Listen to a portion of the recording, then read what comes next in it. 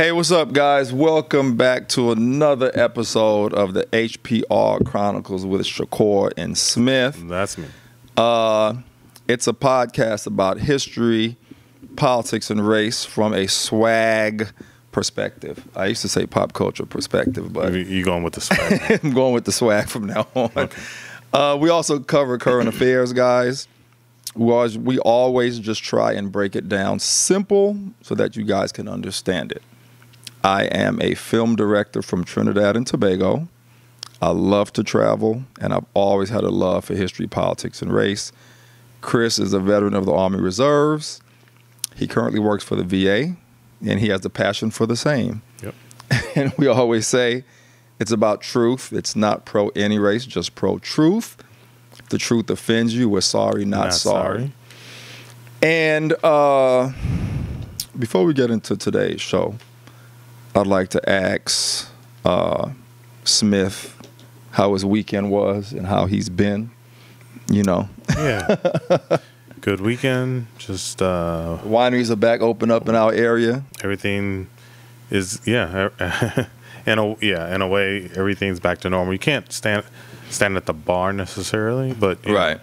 and you still have to some places put boundaries to make sure you're 6 feet like apart. 6 feet apart and stuff like that. Right. Then there's also other places. How was your weekend? Yeah, man, it was good. We me and Lisa hit up a few spots, you know. Mm-hmm. Went to a new winery. We didn't even know it was open. We just had we couldn't get in Miramonte. Okay. And we saw that the new place Bolero was open. We went and checked that out. It was really nice. It was cool. The wine was good. But you said no social distancing. Just did a flight. It was no social distancing. It was like wine country before COVID. Wow. Okay. I mean, it was like, it was lit too. Yeah, yeah. I believe because of course. Yeah. It's new. And then I really nice setup. The girl from that used to be at Wilson Creek is one of the head girls there. If you saw, I don't know her name. If you saw, you would know. It was either Miramonte or Wilson Creek, but I'm pretty sure I used to see her at Wilson Creek all the time. Okay, cool. I'm not mistaken. Yeah. But yeah, it was, it was cool, man. Just hung out with other lady and just spent a nice weekend. And then for me on Monday, I hung out with some of our friends and my girl, her kids, and we were in Wilson Creek. Yeah. And I gotta say, I was shocked at how busy it was today. I was like, wow. Yeah. I'm like, oh, okay, damn. Like I expected it to be open, but I also got to see how they're doing things. Yeah, I was where you come explaining in, it to you. Yeah, check your temperature, then they ask what you're looking for. Right. But like you said, you can either just walk on through and do your thing, because if you know what everything's about, you don't have to stand there each and every time. But it's very, I like the aspect of what they're presenting. Reminds me of another, like they're doing the similar thing at Maurice Carey. If you're a member, you can go here. If you're wanting to sit at a table, we can sit you at a table. Yeah. And then just different. It's similar. Mm-hmm. But every winery, I think, is doing it however they want to get it done properly. Yeah, and it's funny if we can touch on COVID for a bit before we get into today's show. When we were covering COVID every week, when we were doing the virtual shows, we talked about how everything will re-spike if they open early, and that's exactly what seems to be happening. Yeah, it's going on. I just heard today that Florida is not going to the next phase because of the spiking. Arizona is out of control. This is what we predicted. I will say though that I saw a thing on Vox recently, and it's not as bad as they try and make it seem. It isn't, but it's bad enough. I mean, if you look at the mortality rate in LA, even there's 10 million plus in the city of LA, and there's only 2,000 deaths. I mean, if you it's like a fraction of percent mortality rate. It's not, but still. And I will say this. And I was talking to the owner of the gym that I train at over at P4L here in town, and he was telling me, he said, "Man, Imani, if they shut it down again, and because it spikes," he said, "I'm literally going to lose my gym." He said, I cannot afford to shut down again. If it does, we got to just figure it out. Yeah. No, I'm not going to say the shutdown thing. If there would have been a plan of action well before, May, I think the whole thing would be just a lot different. But and our predictions weren't made off of like, ooh, screw somebody. It was just seeing and listening to what people were talking about, and it was just like it only made sense the way that, because of the fact that they weren't following the timeline, and at least some places were following the timeline, and it seems like it's working out okay. And there's some, even you're like, oh, it is going in that direction, maybe we can change it by a week. But you know, they're the wineries have in a week gone from one phase to another. And I don't know if that's good or bad. So let's see. Let's see, man. We haven't had knock on wood. Good, you know, that's like a quick little COVID update before we get into today's show. And as you guys know, George Floyd's murder, you know, sparked a movement around the world, a worldwide movement. And I've been hearing Black Lives Matter, Black Lives Matter. And another young brother was just murdered in Atlanta, I think it was, where they burned the Wendy's down. He fell asleep in a drive-thru, and I guess he had been drinking, and he started to resist once they tried to arrest him, and things got out of hand, and he ran, and he pointed a taser at them, and he was shot in the back twice. No one deserves to get shot in the back, but brothers and sisters out there, I gotta tell you, you already know about the police patrol. If you get arrested and you get in handcuffs, don't try to resist and run. No. If you know you're wrong, just get in the car. Yeah. I'm sorry. You know, and I'm not condoning anyone getting shot in the back, but we know as a people, until everything changes and we know a change seems like it's finally coming, then they're not going to treat us like a Caucasian guy running away. Yeah. So it's almost like, I mean, even though I posted a video where it was this older white woman who was fighting against a cop about, I want to say, this is the part I'm not sure about, because it starts where it says, you've been suspended for 6 months, so you should have known about this. And then she was like, well, no, I shouldn't have. Anyway, they go back and forth. She drives off, and then when he pulls her out of the car, he gets her down, but then she does try to kick at him. And so it's just the point is, she gets, there's no... treated totally differently. She did get tased. Right. I will give him that. And he tased, but he easily could have shot her. Or if it would have, if you put different people in that scenario, it wouldn't have been the same when way. it's us, they shoot and they get away with it because they say they were in a fear for their lives. Correct. And so what I'm sorry, I don't want to try to sidetrack and just point out the emphasis that if you're in the wrong, trying to fight back is not the way to go.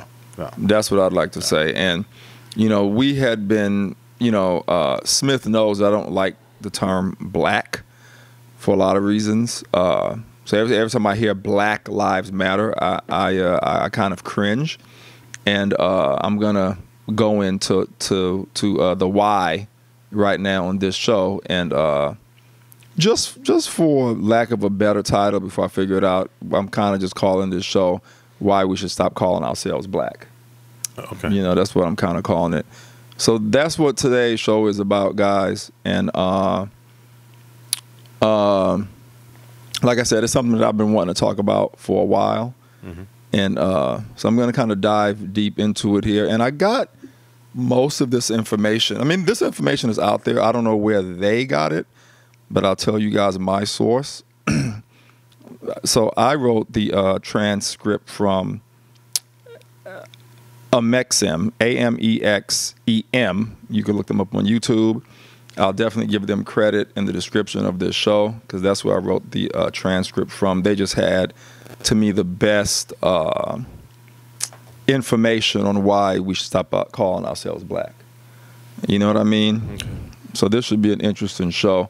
It's funny, Smith and I had gotten to a big debate on this over the phone one day before the show.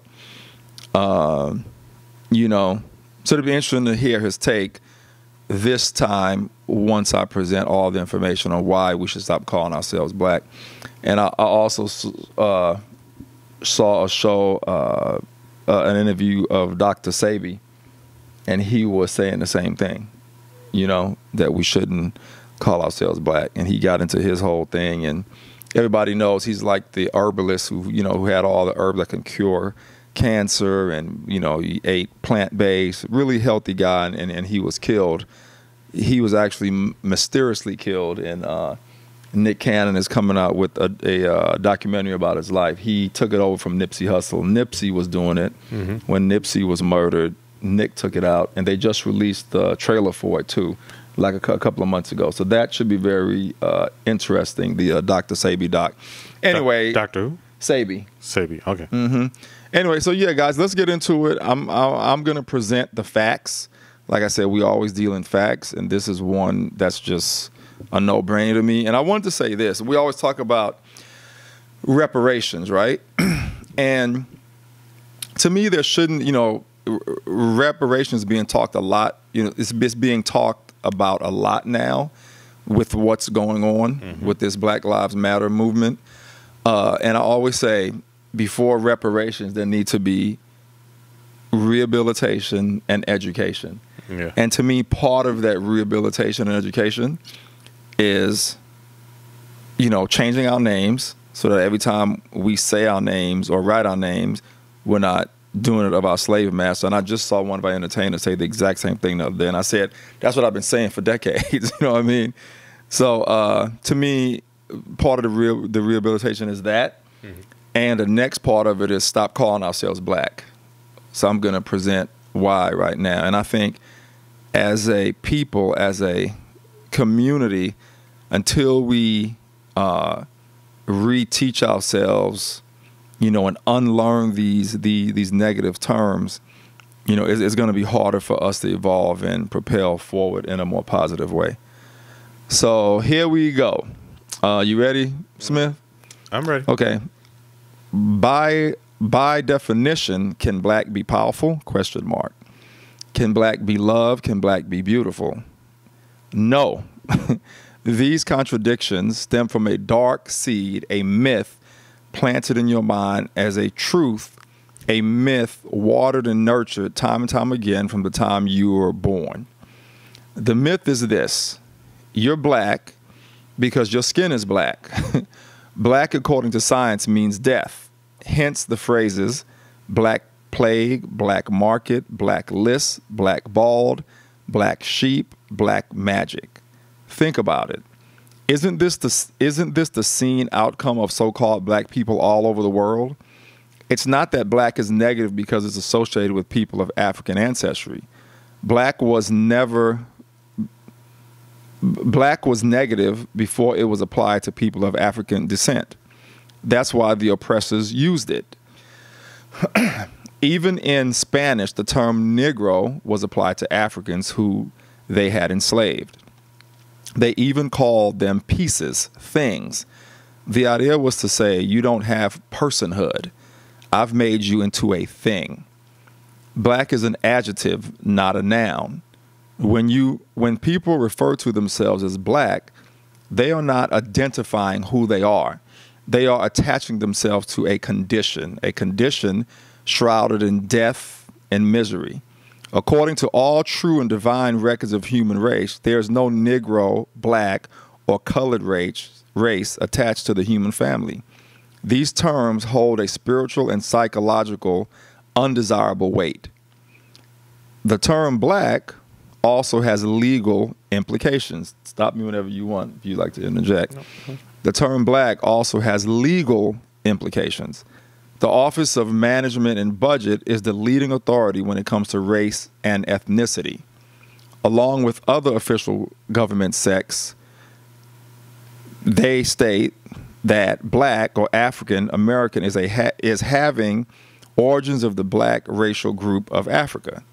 This definition is highly flawed. In school, we learn that a word cannot be used to define itself in a legal definition. Why did Europeans decide to designate themselves as white? When you know why they chose the term, then you know what they sought to gain by it. when you also see that they leveled the term black against us, then you know what they sought to gain by imposing that term on us. Now let's look at the definition of white. By the same government standards, white means a person having origins in any of the original peoples of Europe, North Africa, or the Middle East. Notice the original people of North Africa, by legal definition, are white, not black. How is this possible? A person of Libya or Egypt or Sudan, no matter how dark, legally are classified as white. If black is about complexion, how could these definitions be true? The answer is simple. Black skin is a myth, and the term black is not about complexion. If black skin is a myth, then what about white skin? Is there literally such a thing as white people? Or is there a deeper meaning for the term white? You know what I'm saying? Asians don't call themselves yellow. You know what I mean? The value of not identifying with black is it compels you to be more specific with culture, knowing your geographic origin and your history. Think about it. If you say black, quote unquote, you never have to address where you're from, or who you really are. You're just black, which means nothing. There's no meaning for it at all. Black, along with other names like Negro, nigger, and everything else you could think of, these names were given to slaves by slave owners in 1779 and lasted until slavery ended. Attempting to put a positive spin on a negative word is pointless. The real meaning and essence of the word still remains. The dictionary defines black as an adjective: dirty, soiled, sinister, evil, wicked, indicative of condemnation, discredit, very sad, gloomy, marked by an occurrence of disaster. That's what it says in the dictionary when you look at the word black. How do we make this word positive? You know what I'm saying? It's not possible. Sure, in Africa, we see people that are very dark, but the majority of us don't look like that. And again, it's not about complexion. You know what I mean? So what I'd like to do is segue into Africa just for a little bit. You know what I mean? So Africa wasn't called Africa until a white man named it Africa. A European traveler named Leo Africanus, is the one that named it that. So we're not even Africans. You know what I'm saying? But that's closer than saying, or that's better at least than saying black. You know what I mean? At least Africa is where we're actually from. Some say that Al-Kabulon is what the Arabs called it, which means land of blacks. But according to further research, when you go to Africa, more sources, and this is according to the following resources for our listeners: Kemet, History of Africa. The definition of Al-Kabulon is as follows: the ancient name of Africa was Al-Kabulon, meaning mother of mankind or Garden of Eden. Al-Kabulon is the oldest and the only word of the indigenous origin. It was used by the Moors, Nubians, Numidians, Carthaginians, and the Ethiopians. So Al-Kabulon is probably the true name of Africa, especially if the Moors are saying it. You know what I'm saying? I don't know where that Arab thing came from, but to our listeners, I did look up the source of the sites that was saying Al-Kabulon is an Arab word, and it was biased. How do you spell it? Al-Kabulon, Alkebulan. So the name Africa stems from the time when the Roman Empire took occupation of the majority of the continent. As is the practice in these type wartimes, the Romans sought to completely disconnect the indigenous Africans with their culture, deities, and knowledge.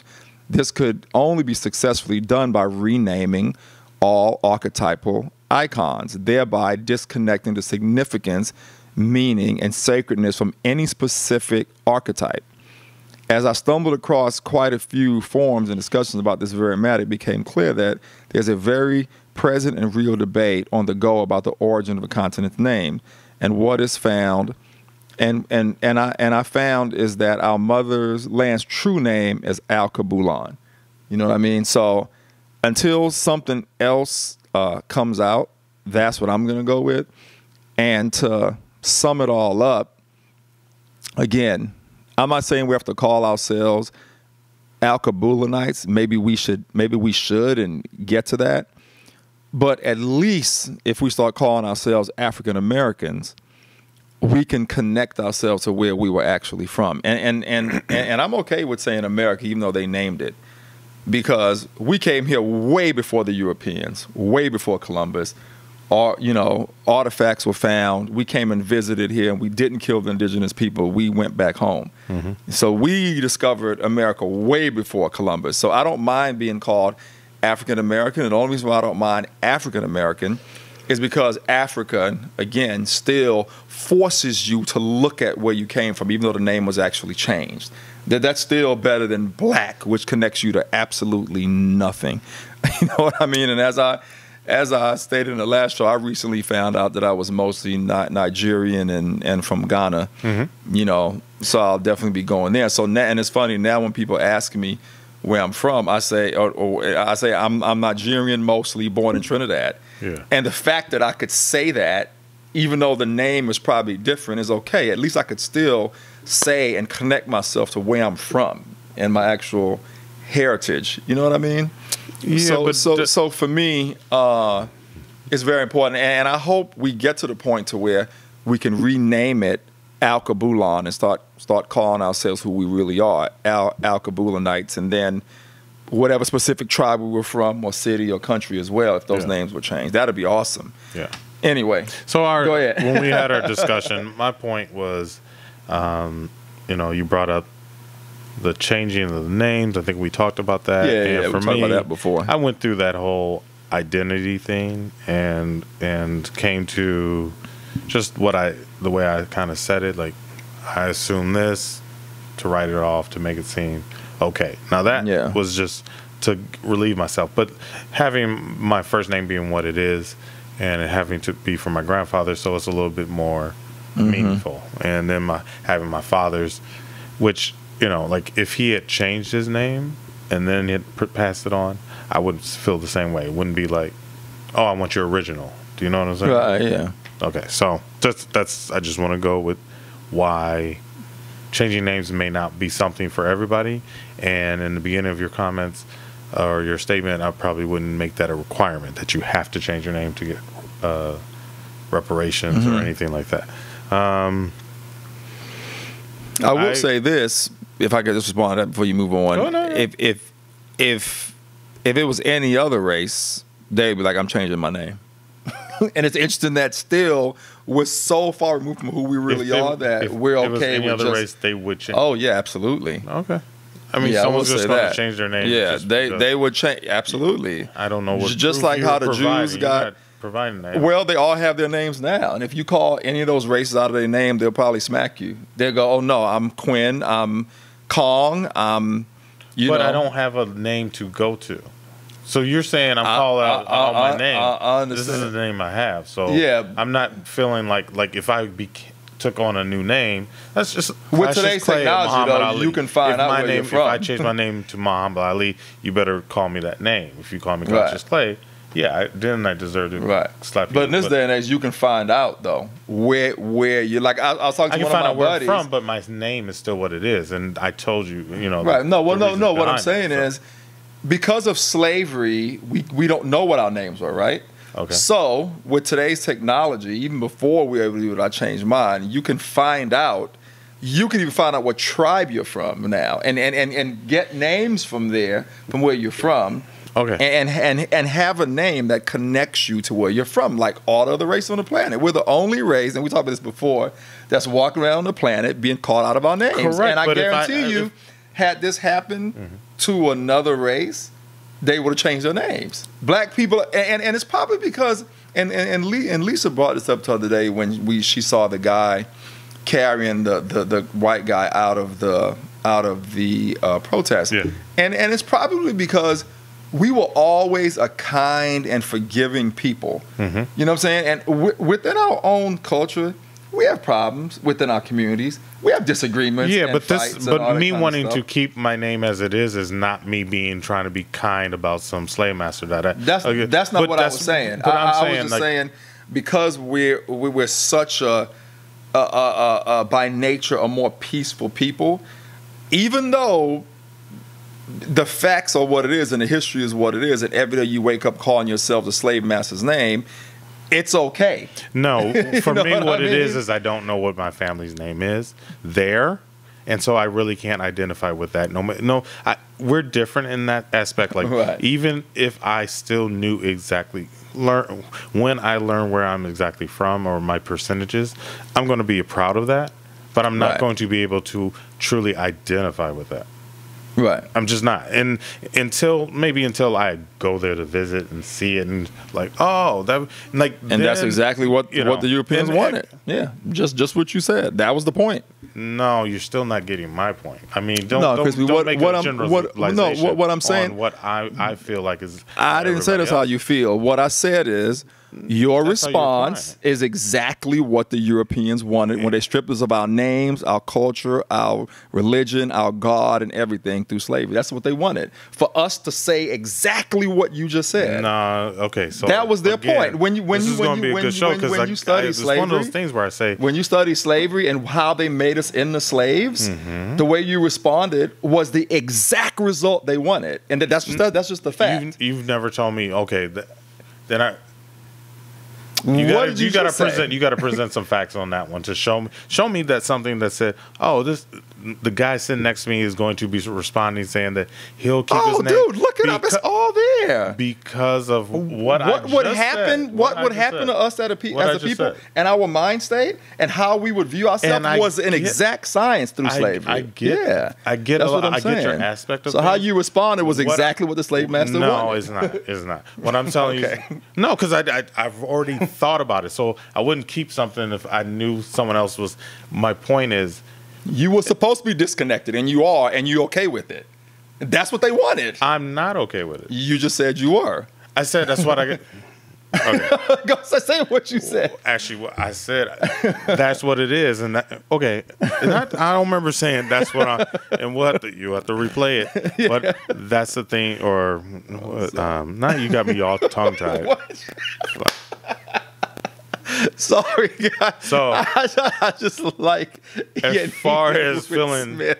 My connection with Africa is not right there, and that's what they intended. That's to what do. I'm saying. That's what they intended. But that's all I was saying. No, that's not what you just said, because you said that my reaction would be exactly what they wanted. Right. And it's not exactly what they want.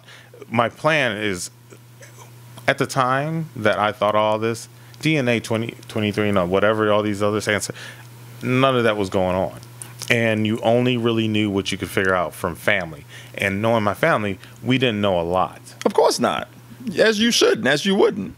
There's a lot of families that do. My family didn't either. But there's families that do, though. So sometimes some comments you kind of throw back is acting like as if I'm the only one who's doing it, where you just kind of just was like, no. Well, I'm not saying I'm that. Sorry. When I say families don't, my family don't. All they know is from all those families that do know whatever they know. I heard Dave Chappelle talking about it today on his new special, 8 minutes, 46 seconds. All he knows, and he's a great example, is what the slave master named his great grandparents. That's all he knows. We don't know what the name was before that, and that's what I'm saying. None of us in the United States knows what that name was before, and we'll never know, because in the process of slavery and making us into slaves, they purposely and forcefully cut all those ties, because that's what you do when you have slaves. Correct. So where I agree with you, where it's hard to want to connect with what you don't know. What I'm saying is, we're so far gone as a people that a lot of us are okay with that. And I think if it was any other race, as you've seen how people would have demanded reparations and this, that, and the other, they wouldn't be just okay with that. Something is better than nothing. Having some, and dude, that's exactly what they want. The minute all of us start our own pack, the minute all of us go back and stop calling ourselves this negative term black, and just adopt a name from our tribe. You literally can find out the tribe now. You know what I'm saying? You don't even, okay, I'm Nigerian and Ghanaian. I could literally go back and pay and find out the actual tribe. And the fact that you could do that, and if we all could do that, is unbelievable. And go and make trips. To me, all that is a part of bringing us out of this thing and the oppression and everything and the systematic racism called slavery. As a people, how will we ever empower ourselves if we don't connect to who we are, some form of fashion? So, even though you can't get the exact name. I'm going to interrupt and just say that when I was giving my responses, I was giving my responses from being in my teens to 20s, more right. 20s. So at that time, I don't think if the technology was out there, it wasn't at all presented on the level it is now. But I'm saying I went through my own reckoning, and then I just accepted for what it was, that I would only know so much. And now that the technology is there to learn more, I definitely want to learn more, because in the past, like, it would be nice to have at some point gone, but when you go over, and when I'm saying gone or go over, I'm referring to Africa. Like, I would like to know exactly where to go. Like, I want to go because this is what I'm part of, instead of just going to different African countries because they're the popular ones. No, I'm not doing it. I happen to be from a popular one. What I'm saying is, I'm just trying to relate that. Yeah. Like, because if Ethiopia was in my ancestry, but it wasn't considered a cool place to go, I probably would skip it. But because I find out it's part of in my DNA, then I want to check that out. That's all I'm trying to say. So when you said what you said, I just want to have this understanding that I was coming from the aspect of in the past is how I just came across it. Mm-hmm. But I also was saying that knowing more would make me want to go experience, but I don't know that I'm necessarily, again, going to change my name, because I don't know what my ancestry's true name is. I could find a tribe maybe, but the disconnect, and this is when you were talking about people who do know the ancestry. I mean,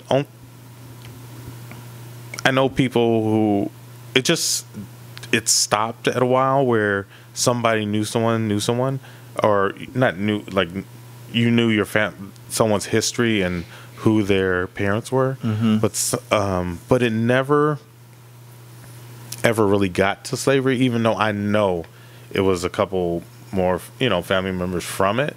It's just because, and the reason why I definitely can feel that and think that is, I remember my grandfather and my uncle, his brother, talking about how they used to go a few times they went down south and they were sharecroppers, and I'm like, sharecroppers, and hearing that makes me realize how close that stuff was to us. If it wasn't for Martin Luther King, Malcolm X, blah, blah, blah. So I'm not trying to change the subject, but just knowing exactly where you're from, it's very hard, and not everyone can get the details. I wish there was a easy way that someone had. Maybe that's a business to make. Mm-hmm. Ancestries figuring out where they came from. Yeah, maybe. I know a lot of stuff was put in books, like a lot of documentation. So it's out there, maybe. Yeah, I mean, but again, I still go back to having a name from your tribe or city is still better than having that slave master's name on your back and saying it every day and responding to it every day and being answered to that every day. When that was some guy that owned your family one day and killed you and murdered you and probably raped one of your grandmothers. You know what I'm trying to say? Why bear that name? And when I changed mine, at 20 years old before any of this technology happened. My grandfather was happy because he understood it. And he was the one that told me we came from West Africa to Trinidad, from West Africa to Tobago to Trinidad.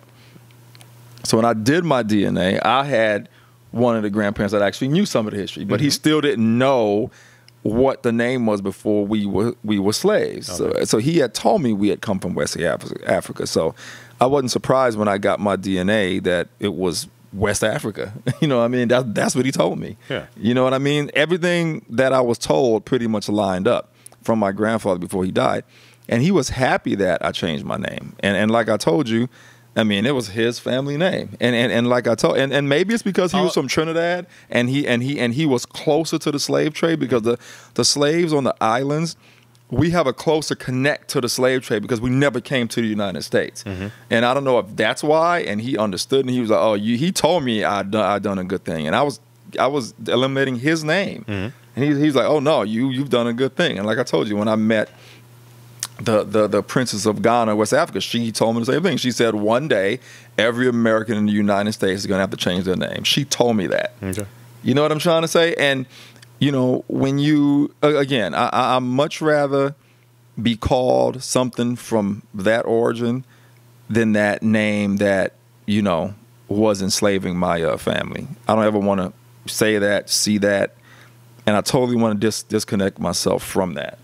You know what I'm saying? Okay. And I think it's important. It's important, and I'm glad my family disconnected themselves from it. And I remember telling you that I don't think, and I'm getting back to the subject of the show, I remember saying to you that I'm not sure if they call themselves black in certain countries in Africa or not, but I've never been there. But if you think about it, what they did in Africa was very messed up, and colonization in most of those cities, just in those countries, just ended in the 60s and 50s and stuff like that. Yeah. And the same thing was implemented with them. They were given the black thing as well and all that. So I won't be surprised is if you go there and they call themselves black too, because just because they're in Africa doesn't mean that, you know, they're not going through racism, colonization, the taking of resources. That's exactly what they have gone through. So just because you go to Africa doesn't mean it's going to be oh my God, our people are great, this is a free society.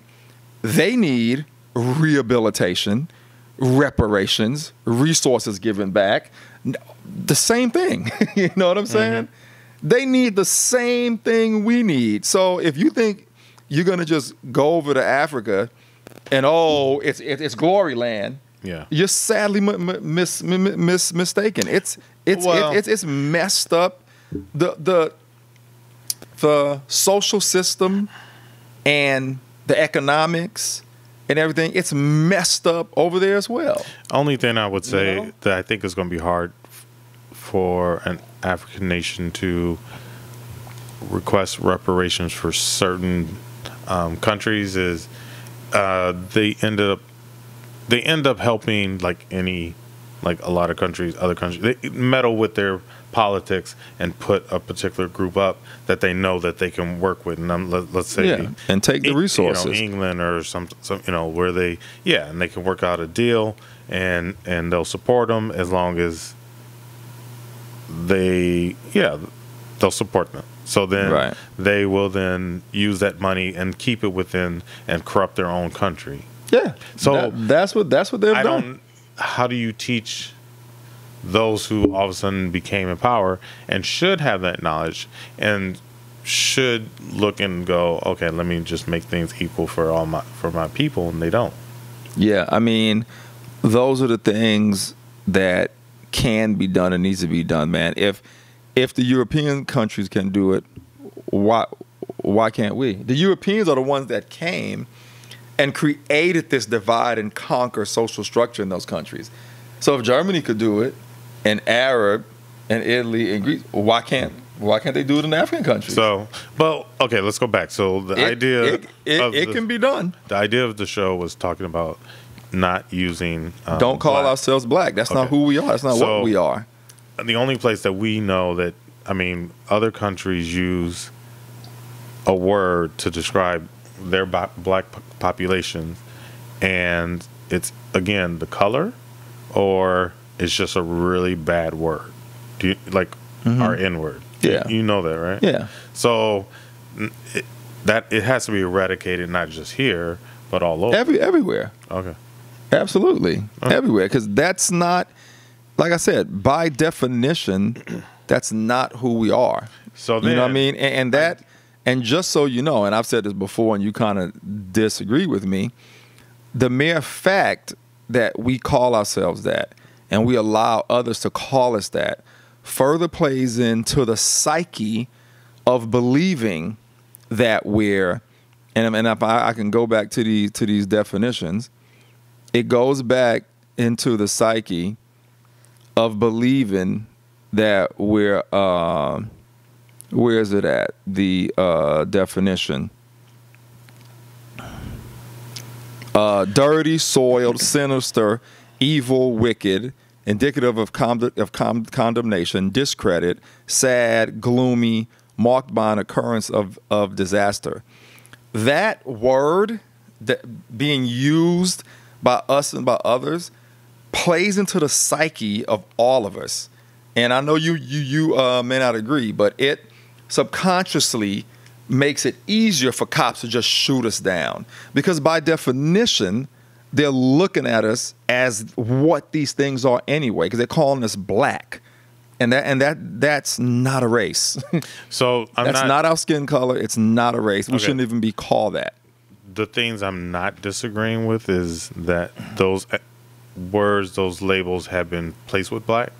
And, but however, what I'm going to bring out is in art class, the idea of black is all the colors blended together, you know, right? Mm-hmm. And then white is the absence of color. And also white is kind of considered like a mutation, like when you see albinos and whatnot. Mm-hmm. So I really think sometimes that, and it's true, and I'll give this, is that white people are, you know, used it to make, again, the term or the feeling to be negative when it doesn't need to be negative. Like, white being positive, whoever wrote that could have done it the opposite way. Could have made black positive, white negative. Oh, of course. You know what I'm saying? But they didn't, and that's the problem. I hear you. They could have easily said black means beautiful, powerful, amazing. But it's grace. Not. But it was done. And if it was those definitions, they wouldn't have called us. They wouldn't have called us that. They would have picked another name. You know what I'm saying? Well, yeah. But I mean, I think I also get it. But I also think I get it from like light being, you know, things are you can see during the light, But dark, it's harder to see. It's more sinister. You know what I mean? Right. But again, that's not who we are. They placed that on us. Okay, I get that. That's not who we are. That's not what we are. And I will say I've been using African American just a lot more lately. Yeah. And at some point in my life, I did use it.